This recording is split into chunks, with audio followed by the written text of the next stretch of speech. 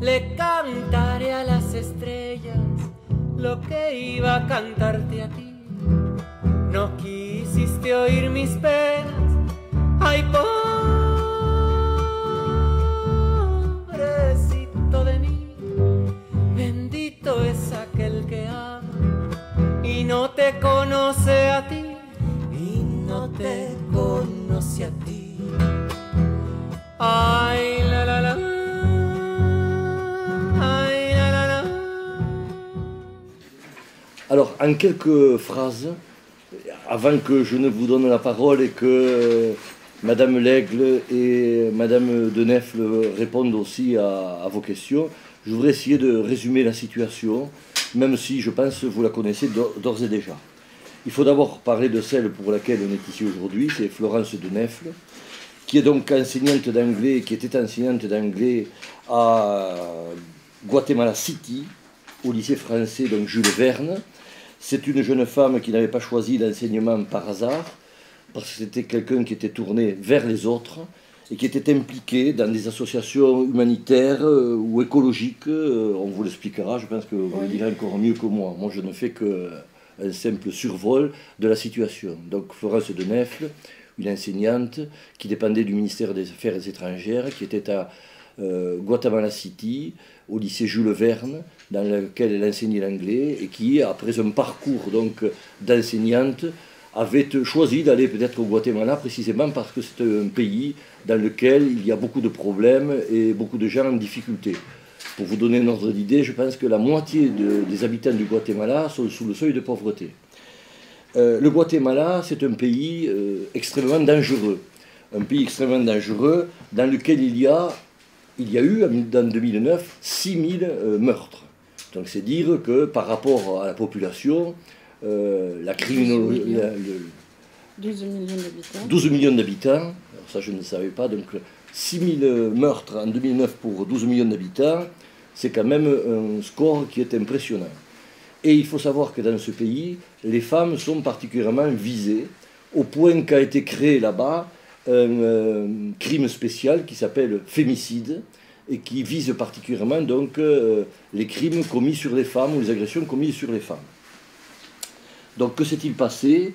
Le 24 mars 2010, Florence de Nèfles est enlevée. En tout cas, elle disparaît de son domicile et on la retrouve le lendemain à 17 km de l'endroit où elle habite, au bord d'une route, pieds nus, donc morte. Il semble qu'elle ait été étouffée, bien entendu volontairement. L'enquête commence et il faut que vous sachiez aussi que la famille Lègle et de Nèfles a reçu le soutien de nombreuses organisations et notamment de l'organisation Sobreviviente, qui est une association connue qui lutte contre la criminalité donc, en Amérique du Sud et en particulier au Guatemala. Sa présidente, Norma Cruz, avait été désignée femme de l'année 2005, je crois, aux États-Unis. Donc ce sont des gens qui luttent pour qu'on essaie de faire en sorte qu'il y ait de moins en moins de meurtres impunis au Guatemala. Cette association soutient donc la famille de Florence de Nèfles. Autre association qui la soutient, c'est la CICIG, qui est le Comité international de lutte contre l'impunité au Guatemala. Cette association aussi met à la disposition des victimes souvent sa logistique pour essayer de faire en sorte que la plupart des meurtres soient élucidés. Mais il se trouve qu'au Guatemala, pays dont je vous disais qu'il est extrêmement dangereux, 3% seulement des crimes sont élucidés. C'est une statistique qui est impressionnante.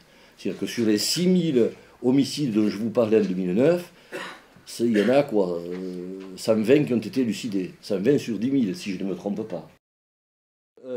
Cette association, et puis il faut que vous sachiez aussi que la famille est soutenue, a été toujours soutenue par un service de sécurité intérieure français qui s'occupe donc de l'Amérique centrale. Voilà. Et donc ces personnes se sont rendues sur place immédiatement après le meurtre, ont essayé de donner des conseils aux autorités guatémaltèques et à la justice et à la police guatémaltèque, apparemment qui n'ont pas été suivis des faits. Alors, ça, c'est pour brosser la situation. Une jeune femme impliquée auprès des autres, un pays extrêmement dangereux, un meurtre non élucidé, des soutiens qui ne sont malheureusement pas suffisants. Pourquoi? Parce qu'au départ, l'enquête a piétiné. On est tombé en pleine fête de Pâques, donc pendant un certain temps, les policiers ne se sont intéressés à rien, la justice non plus. Le juge d'instruction qui avait été désigné au départ a finalement été remplacé, mais semble-t-il sous forme de punition par un autre juge parce qu'il était jugé incompétent. À l'heure actuelle, pour vous donner une ordre d'idée du fonctionnement de la justice et des enquêteurs au Guatemala, l'enquête est suspendue pour cause de fête de fin d'année et elle ne reprendra théoriquement que le 10 janvier. Des vérifications et des auditions n'ont pas été faites. À partir de là, de ce constat, un décès non élucidé, une enquête qui piétine, des gens qui manifestement ne font rien ou traînent des pieds, dans un pays où il est courant de voir des morts dont on ne cherche pas les assassins, la famille a décidé de réagir. Et elle réagit de deux façons. La première, nous avons déposé plainte en France pour ce meurtre auprès du procureur de la République de Perpignan. Le procureur de la République nous a suivis puisqu'il a ouvert une information et que 2 juges d'instruction en co-saisine ont été désignés.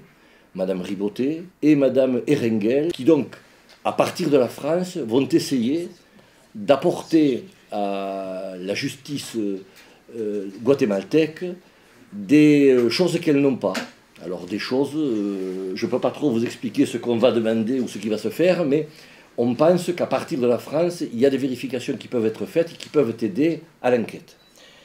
Il y a donc cette saisine de la justice française et, dernière chose, cette conférence de presse, parce que la famille pense qu'en alertant les médias et l'opinion publique, il peut y avoir un retentissement d'abord au niveau du gouvernement français qui a soutenu la famille, qui la soutient, mais qui ne va pas au-delà. Même si, comme je vous l'ai dit, au Costa Rica, il y a une cellule, un service de sécurité intérieure qui, lui, bouge beaucoup.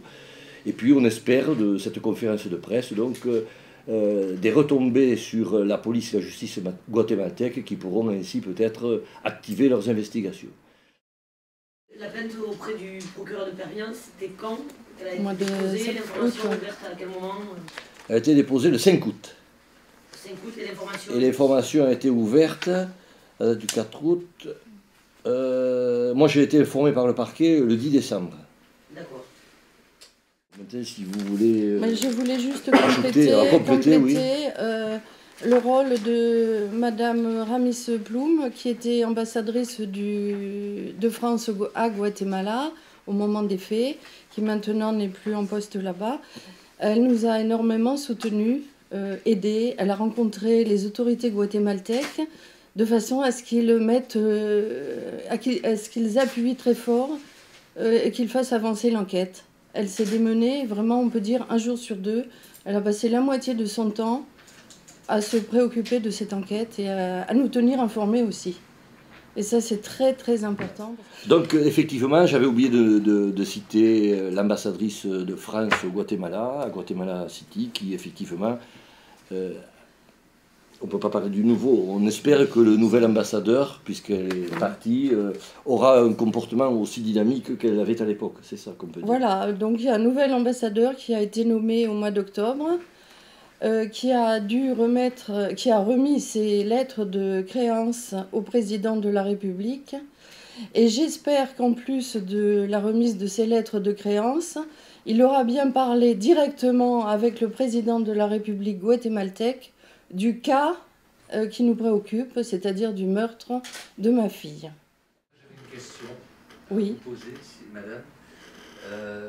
Concernant l'enquête dès le départ, est-ce qu'il y avait des témoins? Est-ce que des témoins ont été auditionnés? Est-ce qu'il n'y avait pas de témoins? Où elle a disparu? Oui. Qu'est-ce qui s'est passé entre le 24 et le 25? Au départ, qu'est-ce que vous savez de tout ça?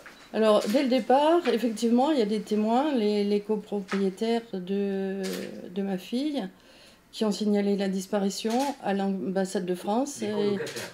Des colocataires, oui, pardon. D'accord, non, mais elle vivait donc avec d'autres enseignants? Elle avait des jeunes femmes qui travaillent à l'ambassade de France là-bas. D'accord, très bien. Et ces personnes ont signalé sa disparition à l'ambassade de France. Monsieur Vendôme, le premier consul, est venu sur place avec d'autres personnes françaises, hein, des personnes françaises. La police guatémaltèque a été alertée quand même, ils sont venus.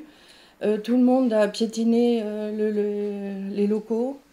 Et dès le lendemain matin, puisque ça c'était le soir, dès le lendemain matin, la police française dont on a parlé tout à l'heure, qui est chargée de la sécurité intérieure et qui est basée au...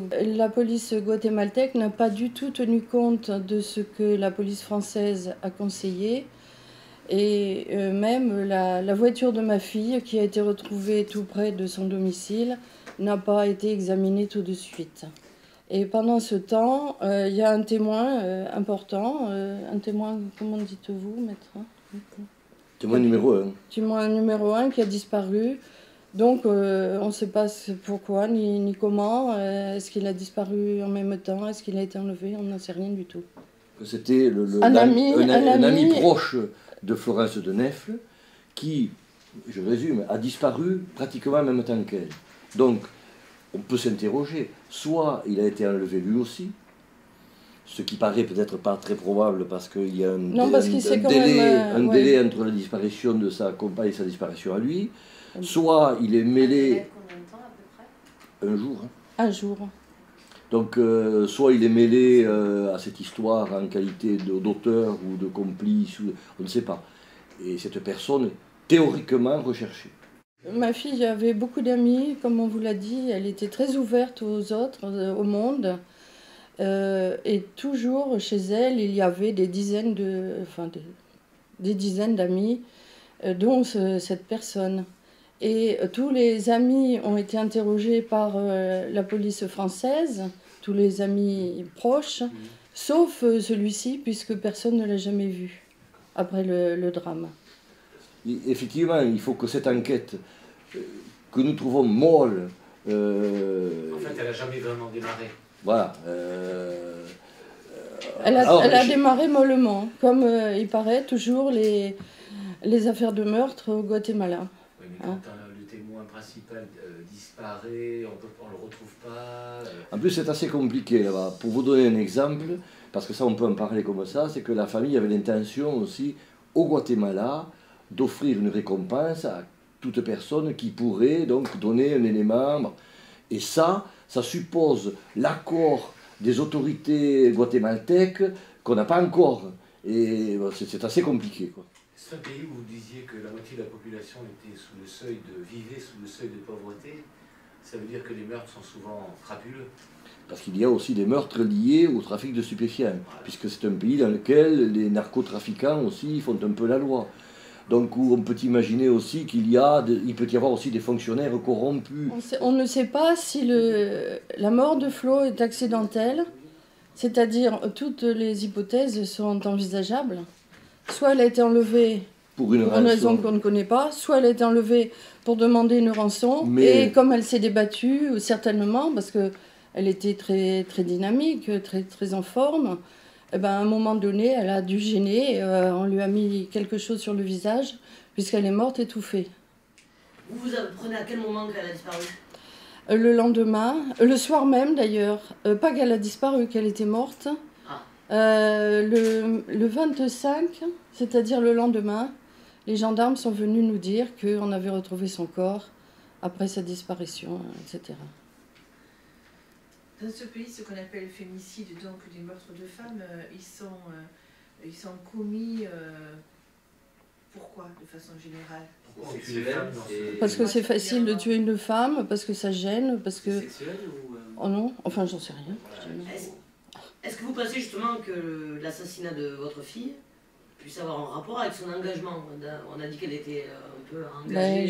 Je ne sais plus quoi penser, parce que tout est possible, et comme l'enquête ne nous permet pas de dire, je ne sais pas.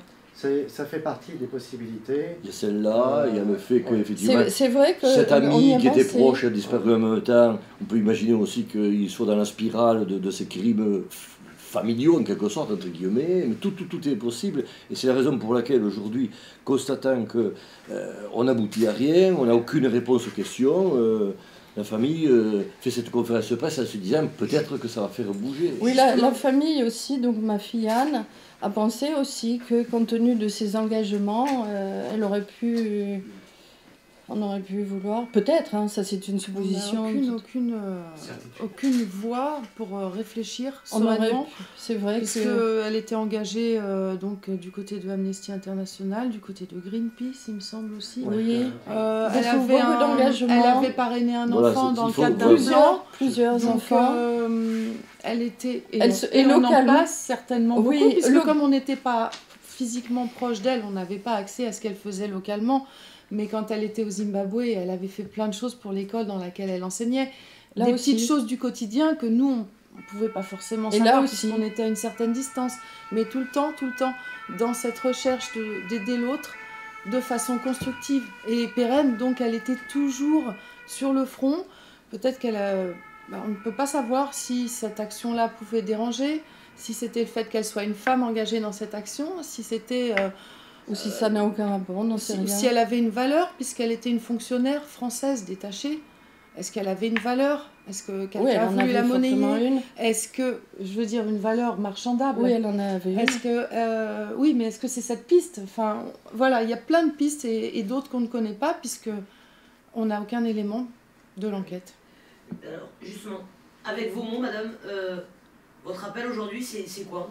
Eh bien, c'est de demander à vous tous qui êtes là, et que je remercie d'ailleurs chaleureusement, de faire des articles qui marquent, de façon à faire pression sur les autorités guatémaltèques pour qu'ils se bougent.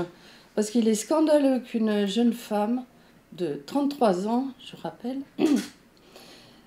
soit morte gratuitement et qu'on ne sache rien. En fait, on l'a retrouvée donc pieds nus sur le bas-côté de la route à 17 km de chez elle, tel un chien, en fait, et ça n'a pas eu plus d'effet sur les autorités guatémaltèques. Bon, voilà, le gouvernement français, enfin l'Élysée, ne nous a pas non plus soutenus. On a eu des soutiens par le ministre des Affaires étrangères et par la France sur place. Bon, au moment des obsèques de Flo, je ne me suis pas rendu compte tout de suite, mais j'ai constaté après qu'il n'y avait aucun représentant d'un ministère, ni des Affaires étrangères, ni de l'Éducation nationale qui était présent, d'une part, et il n'y a eu aucune fleur de la France. Et au niveau des autorités françaises, à proprement dit, en France, vous avez eu aucun contact? Une lettre de Kouchner. Une lettre de Kouchner. Oui, on a eu une lettre de monsieur le ministre, qui à l'époque était monsieur Kouchner, nous disant qu'il nous a assuré de son soutien. Il a contacté également son homologue guatémaltèque, de façon à faire quand même bouger les choses. Ça n'a absolument rien changé sur place. En France, directement... on n'a pas eu d'autres aides. Si, on a eu une assistance psychologique. Oui.